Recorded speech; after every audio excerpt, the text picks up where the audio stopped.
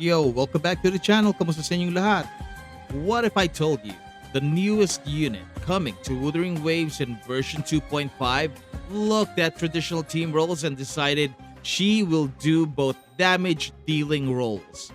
That she could stroll into your squad as a sub-DPS, casually glance at your main DPS and declare, "Move aside, I've got this as well." That's Phrolova, folks, in a nutshell. Wuthering Waves' walking contradiction, a one-woman concerto of buffs, burst, and melodic destruction. She's not just a Swiss army knife. She's the whole toolbox, sans healing. And she's about to renovate your team comp whether you're ready or not.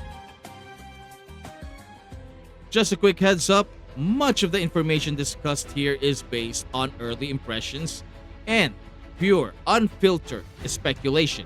So, take everything with a generous pinch of salt and maybe a calming cup of tea.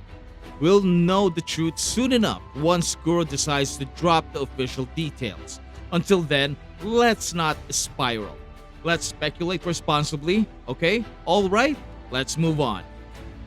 Right out of the gate, Phrolova feels eerily similar to units we've recently gotten used to.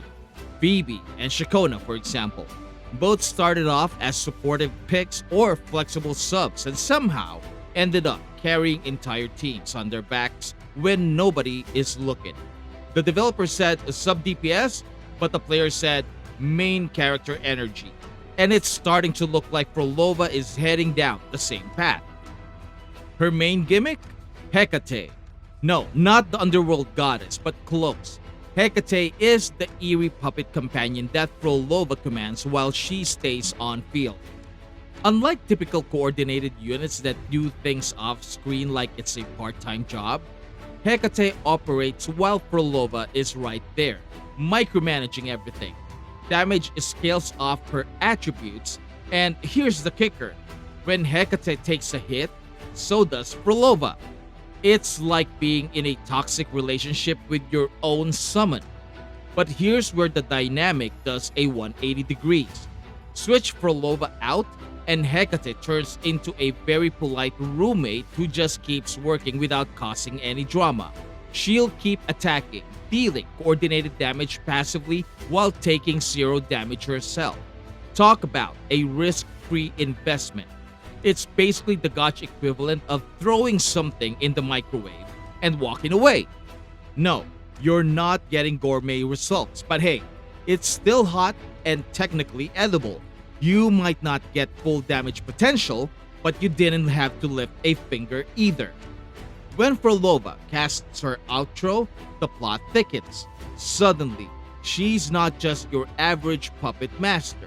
She's a stage director tossing havoc and heavy attack buffs like party favors. Whoever steps in after her gets juiced up and ready to swing big.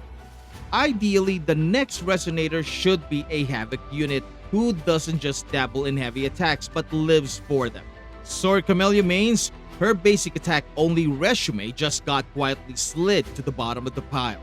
You're not out, but let's just say you won't be the teacher's favorite anymore. Now, if the fan furies are to be believed, and let's be honest, they're mostly fueled by caffeine and chaos, we might be looking at Chisa entering the scene in version 2.8. She's got that anime high school look and the entire fandom already melting down like it's patch day. If her kit ends up revolving around heavy attacks like Gian or maybe even Augusta, then congrats. Phrolova basically becomes her dedicated hype squad. Cue the spotlight, cue the buffs, and cue the fanboys. And even if Chisa turns out to be a red herring wrapped in a school uniform, Gian and Augusta still have a lot to gain from Phrolova's off-field help. Sure, there's no perfect elemental handshake between them, but that's never stopped power users before. Who needs synergy when you've got raw, unfiltered potential? Okay, maybe a little synergy would help, of course. On to gear. If you're running her as a coordinated damage support, Empyrean Anthem and Moonlit Clouds are tried and true. But if she's there to back up another Havoc unit, Midnight Veil steps up as the MVP with a megaphone. If you're feeling bold and want her to take the wheel completely, then yes, Havoc Eclipse and Crownless are the big damage, no apology set you'll want. Now, brace yourself, because there's a brand new Sonata set dropping, and it basically screams Phrolova main. The 3-piece set gives crit rate and Havoc damage, and the 4-cost Echo boosts both Echo skill and Havoc output. It's a birthday gift from the devs. Just slap on any 2 pieces of Midnight Veil, Havoc Eclipse, Empyrean Anthem, or Moonlit Clouds, and you're not just playing the game.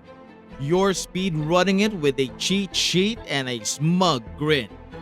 Oh, and lest we forget, Cantarella gets some love too. This new set makes her liberation and coordinated damage shine like she's just got her own rework. Pair her with Phrolova and you've got a support duo that's less helpful teammates and more sentient damage engines with good fashion sense. The best part? You won't need a degree in artifact archaeology to build her. No convoluted farming loops, no math lectures from theory crafters. Just plug and play. 4 cost, a slap on crit. 3 cost, Havoc damage. 1 cost, attack percent. Done. Maybe add some energy regen, sprinkle in a resonance skill or liberation bonus, and boom, she's good to go. Running Empyrean Anthem? Aim for 80% crit rate and congratulate yourself on being a certified Phrolova enjoyer. No spreadsheets required on this one, baby. As for weapons, don't panic. If you can't afford to throw your entire wallet at her best in slot, Phrolova can still get plenty of mileage out of the 4-star Battle Pass weapon, the Augment. It gives crit rate as a sub-stat and throws in a passive that boosts her attack after she pops her liberation.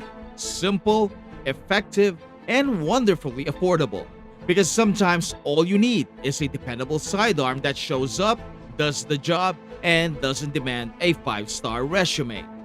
And if you want to build a team around her, try Phrolova, Cantarella, and someone like Shorekeeper for more crit, or Brant, Taoshi, and Lumi for resonance skill buffs. They will make Phrolova's forte output even spicier. Add Yuhu in there if you're cooking a pure coordinated damage dish and don't want it to burn. For more damage output out of her liberation amplifiers like Yinlin and Jianshin are brilliant partners. Verena and Baishi also remain as trusted damage amplifiers. Even Jinshi might get in on this chaos buffet. Off-field Phrolova could end up babysitting Jinshi's incandescence bar, assuming Hecate's loyal enough to hang around while Phrolova is off sipping tea in the background. If that pans out, don't be surprised if Jinshi writes her a thank you letter, or at least stops pretending Phrolova doesn't exist when the meta conversation comes up. Bottom line, Phrolova is versatile. Like, suspiciously versatile. Whether you want her on stage blowing things up or off stage whispering stat boosts like a passive-aggressive cheerleader, she shows up and gets the job done. In a game where units usually come with a big neon label that says only works in this one role, Phrolova walks in with a Sharpie and rewrites her own story. And that's a huge win. She can slot into a wide range of team comps hungry for buffs. And while she won't exactly be topping DPS charts in solo damage, she brings enough heat to not tank your clear time. Perfect for those time-locked challenges where every second counts and you can't afford a dead slot. Even better, she's a breeze to build. Whether you've hoarded her best in slot gear or you're just Frankensteining something out of your Sonata graveyard, she will still work.